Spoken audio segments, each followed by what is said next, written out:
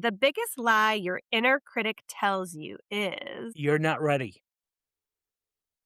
And not I've always said that not ready is a lie. today, we're talking about the voice that says you are not ready, not qualified, or maybe one mistake away from being exposed. Oof. And how to stop letting that voice run your career.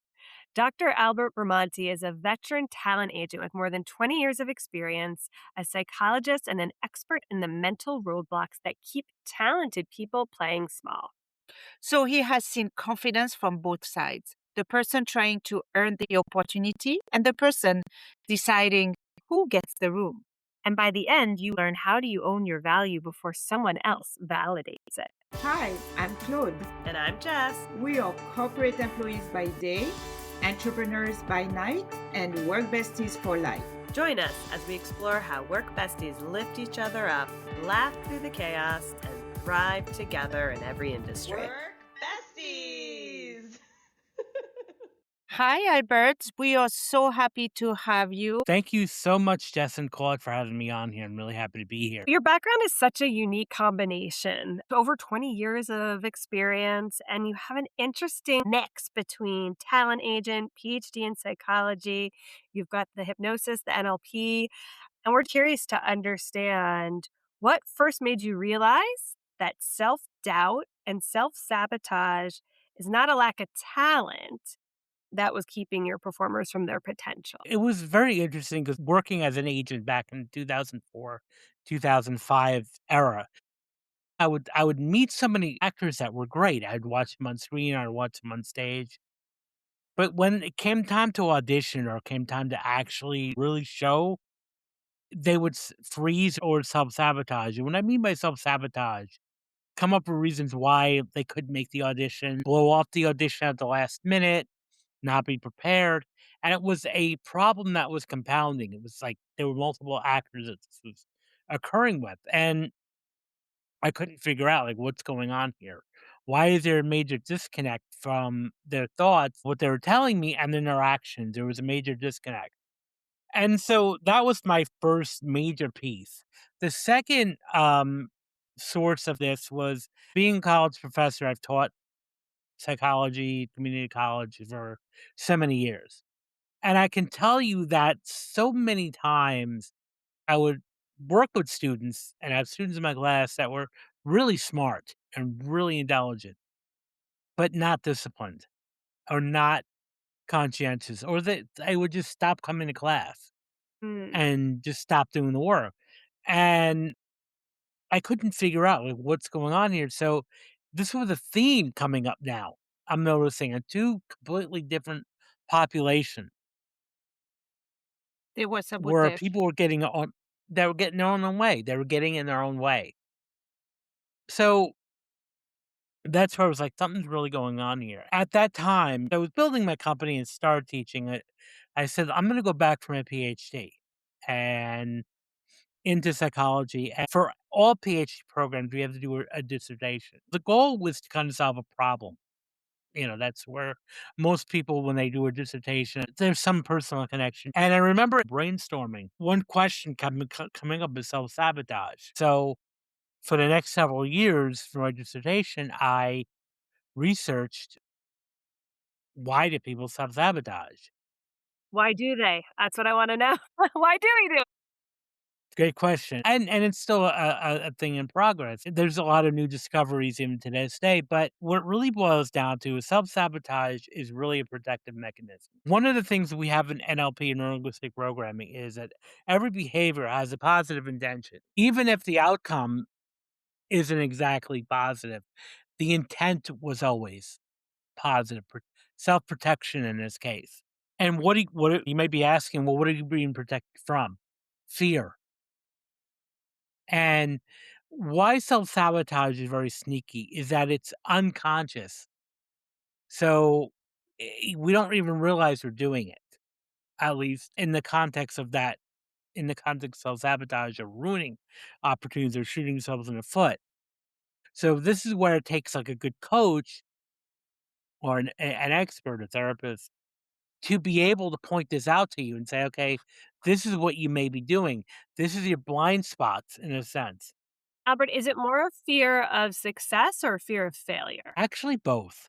Okay. Um, Now, almost everyone can identify with fear of failure. Fear of success is also another sneaky one Mhm. because when you bring this up for a lot of people, when you talk about fear of success, they look at you saying, well, this is why would I fear that? I want success. Consciously, yes, you do. But change very often can happen with success. Your identity is going to change. Your day to day life may change. Your relationships may change. Yeah, I would think, And that, like, in and, your and industry, especially with, like, the creative types, the actors yeah, and out there, that might be more like, I think it happens in the business environment too, but Oh, even yeah. more yeah, so in the creative environment, because 'cause you're right, things dramatically shift and change for them from a success. absolutely. No, and totally, it really does change over time Mhm, in a sense, and that's where a lot of with creatives and performers, your life is going to change when you get that role or get that opportunity. mhm, And we all want it, but there's a lot more responsibility now that's going to be attached to it. mhm. And one of the things that we don't like doing just as human beings is change, is being the unknown, being uncomfortable. We're so used to having everything being laid out specifically.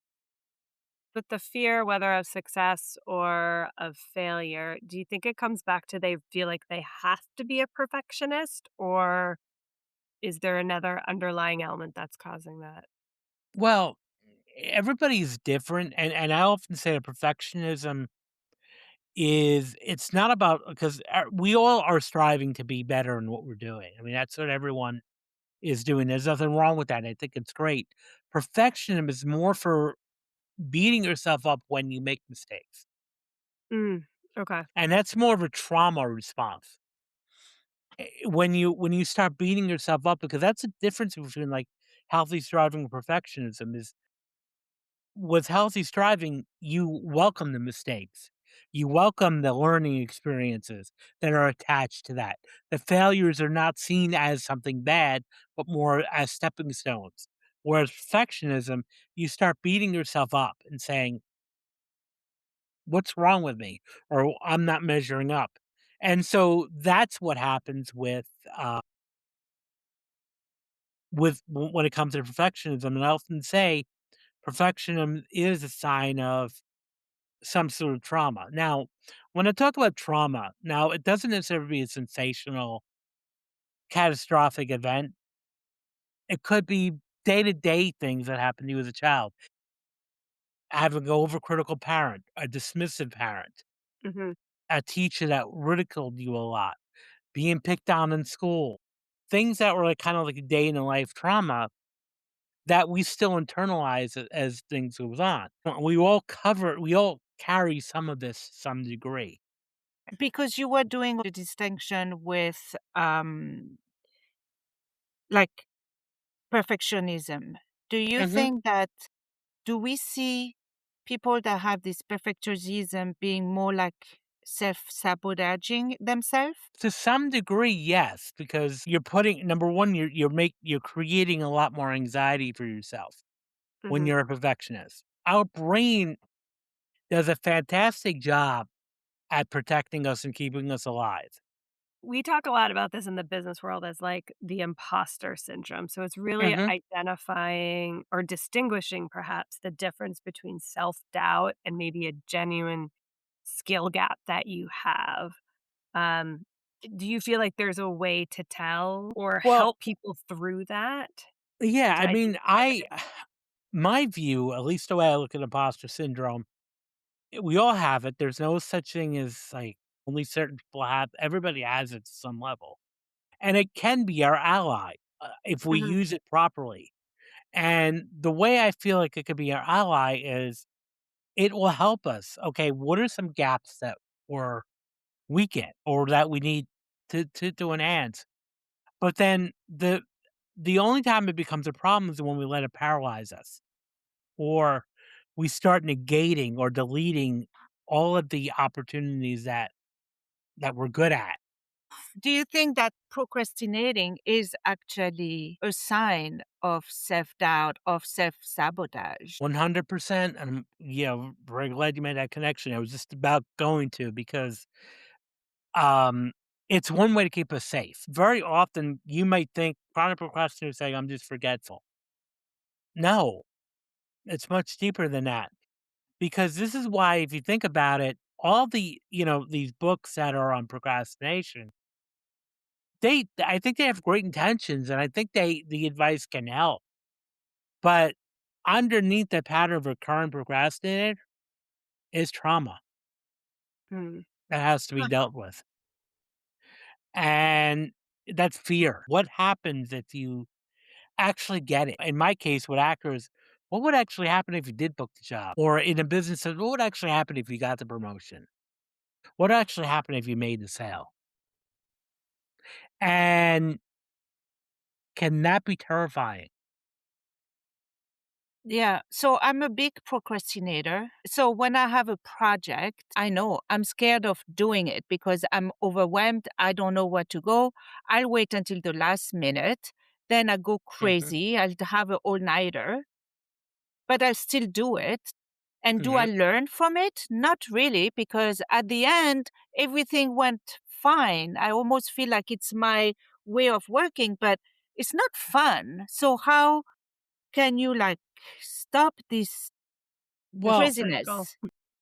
the main thing is to create a system. It's very easy to self-diagnose.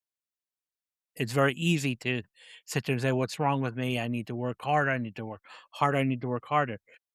And one of the things a lot of procrastinators will do is they'll talk themselves into it. "Oh, I work better under pressure. I need," and More which is, creative. I'm not denying that. But do you ever think that if you fail at that, that you're creating an excuse out of that by saying, "Well, I didn't it was have because I time. didn't have enough time." Oh, So, it's easy to say that instead of, like, "I didn't do well."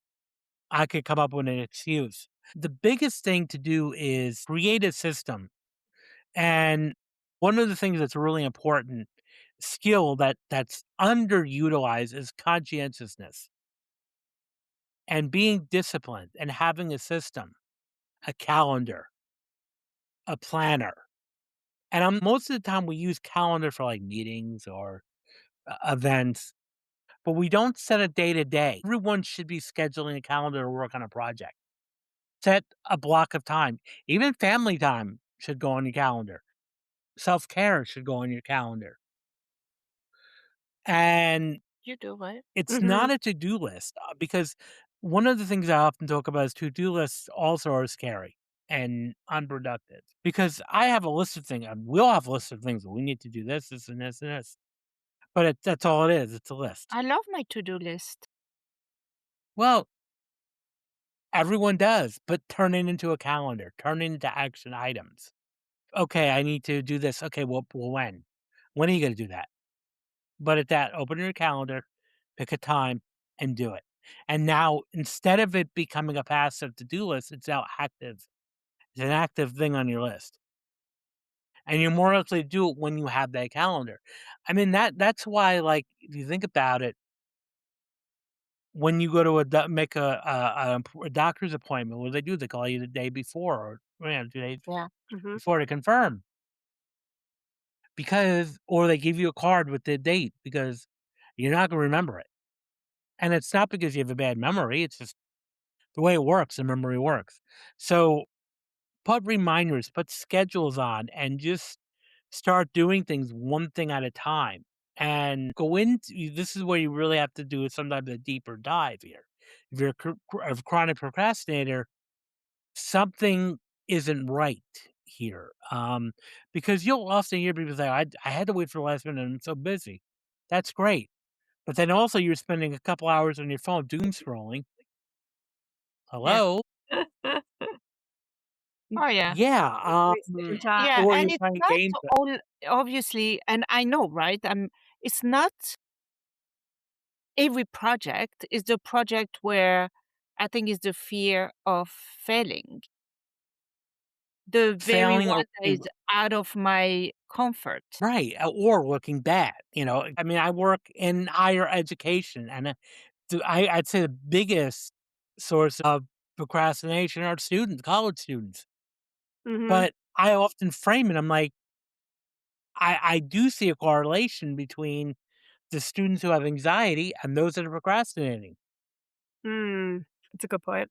Oh. So Do and you that think was one when my blades the other, though? Or is this, to your point, it's like the anxieties the impact of not it really they have a lot to do with one another. I mean, yeah. that was one of the core findings for my dissertation was there was a relation between anxiety and self-sabotage. The higher the anxiety you possess on a day-to-day basis, the less disciplined you're gonna be, and the more likely you're gonna self-sabotage.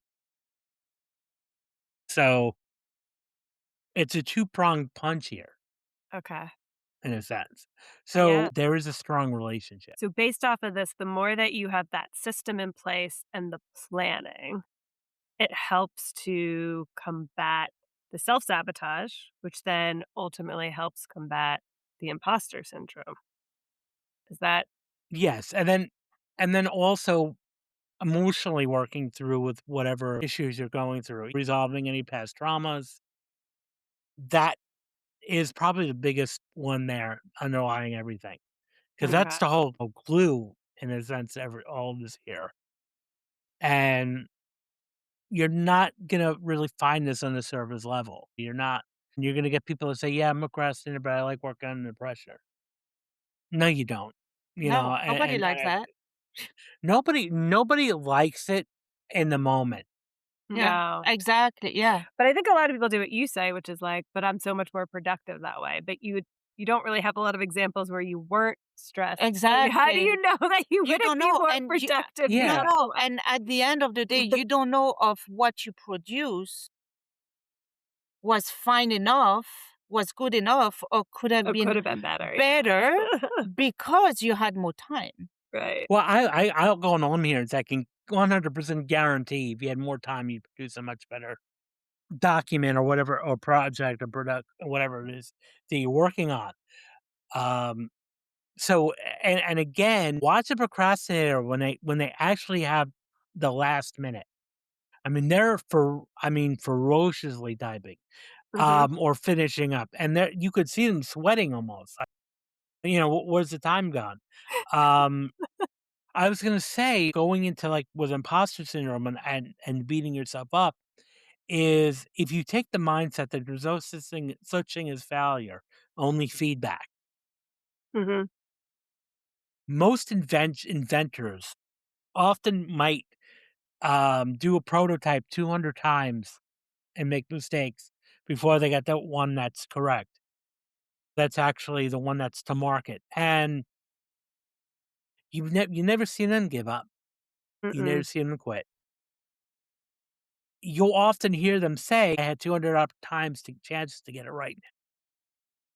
So failure became almost a game, gamification of it, Mhm. where, "Okay, this didn't work, great. Okay, let's try this. This is good feedback." So it all comes back down then to the inner critic, and The inner critic, 100%.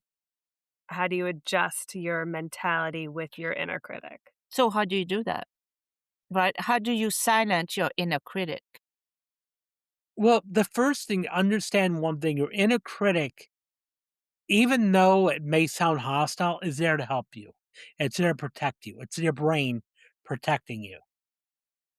So understand that, and this is where it's like you start to achieve a balance by saying, "Okay, I'm not gonna be reckless at the same time, Yeah, and I'm gonna be skeptical of things I'm gonna go through."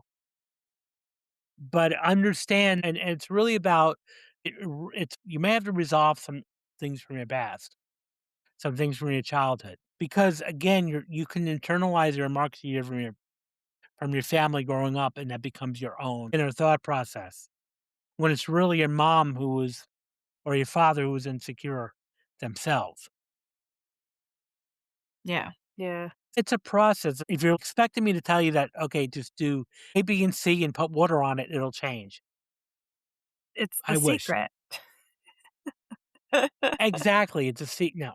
Yeah, just Right. hand me $10,000, I'll take your prop. No, I mean, the issue is it's a process. It's a lifelong It's a process too. lifelong process that you're always going to be still evolving through too, right? Because I think that's another misnomer.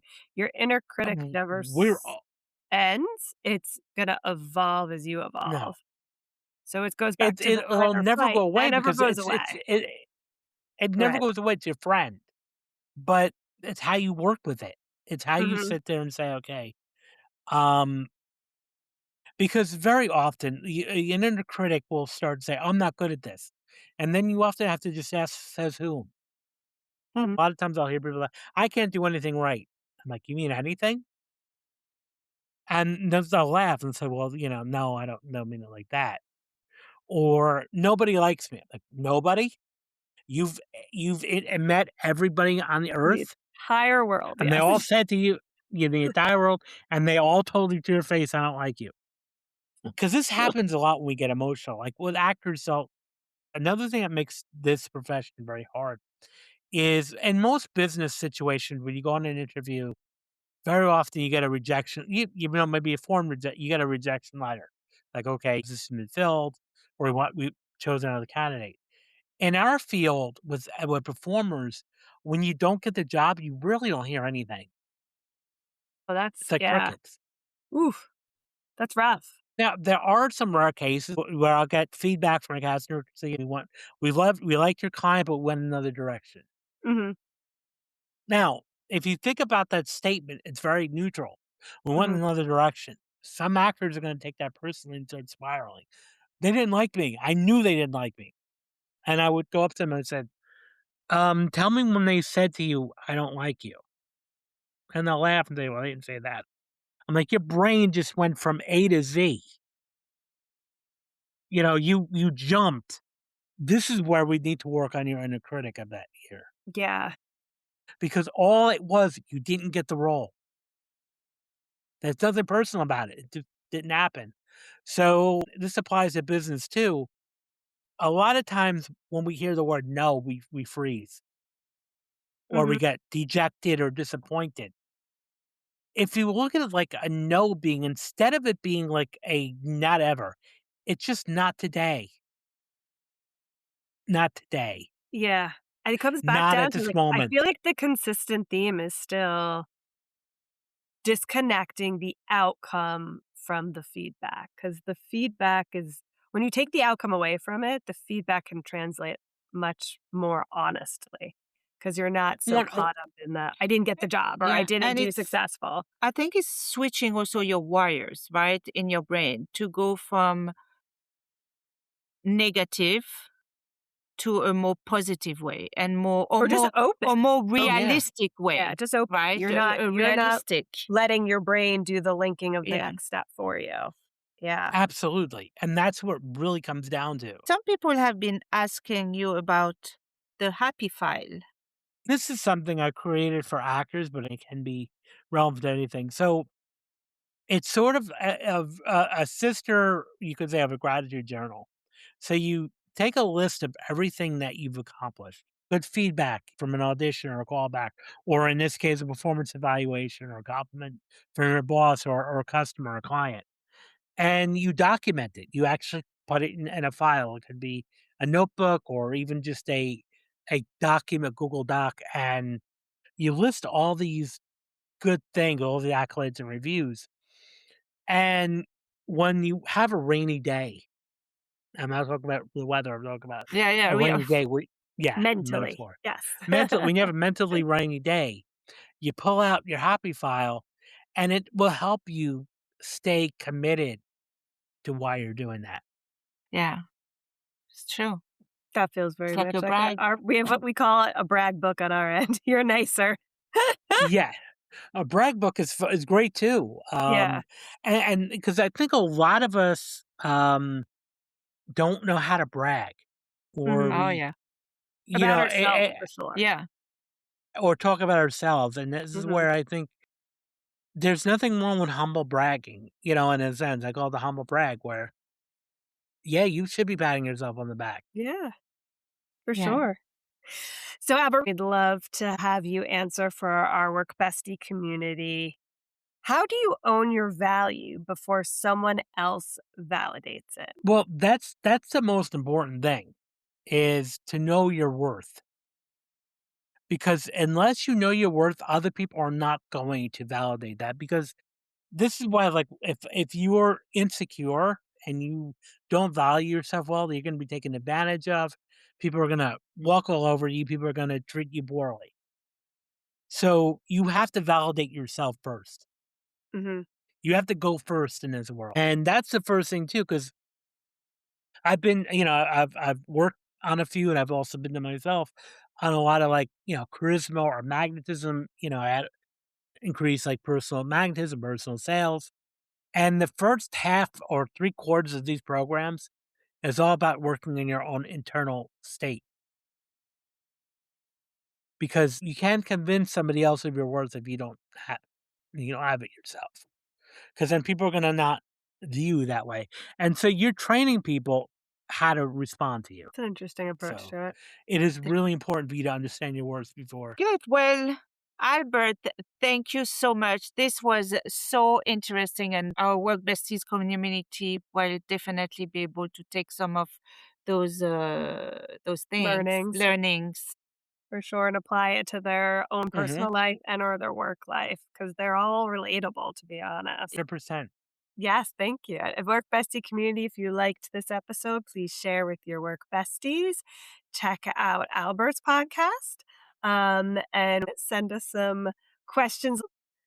And to all the work besties out there, Keep keep supporting each other. Bye. Bye. Remember, whether you're swapping snacks in the break room, rescuing each other from endless meetings, or just sending that perfectly timed meme, having a work bestie is like having your own personal hype squad. So keep lifting each other up, laughing through the chaos, and of course, thriving. Until next time, stay positive, stay productive, and don't forget to keep supporting each other.